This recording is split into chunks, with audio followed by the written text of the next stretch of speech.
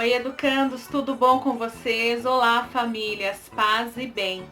Eu espero e desejo que todos vocês estejam ótimos. Olha só que bacana, nós estamos no mês de junho. Quantas coisas interessantes e divertidas podemos fazer em casa. E hoje eu vou contar a vocês a história da fogueira de São João. Mas antes, vamos fazer a oração da Divina Providência e pedir para que Deus se faça presente em nossos lares?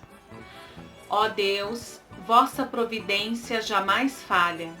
Nós vos pedimos humildemente, afastai de nós tudo o que for nocivo e dai-nos o que for útil. Por Cristo nosso Senhor. Amém. Nossa história junina, a fogueira de São João. Reza a lenda que Isabel era muito amiga de Maria, a mãe de Jesus Cristo. E Isabel foi visitá-la e disse a Maria que logo estaria dando à luz a um menino que se chamaria João Batista. E Maria disse a Isabel: mas como vou ficar sabendo que o menino nasceu?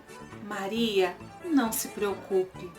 Vou mandar acender uma grande fogueira para que você saiba e mandar erguer um mastro com um boneco.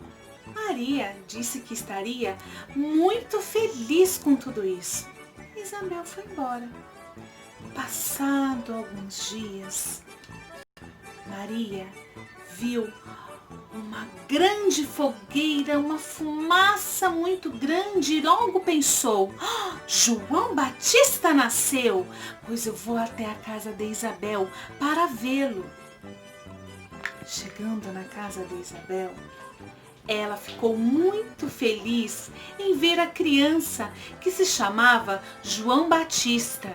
E ela também pôde ver o mastro que Isabel mandou erguer em comemoração ao nascimento do seu filho.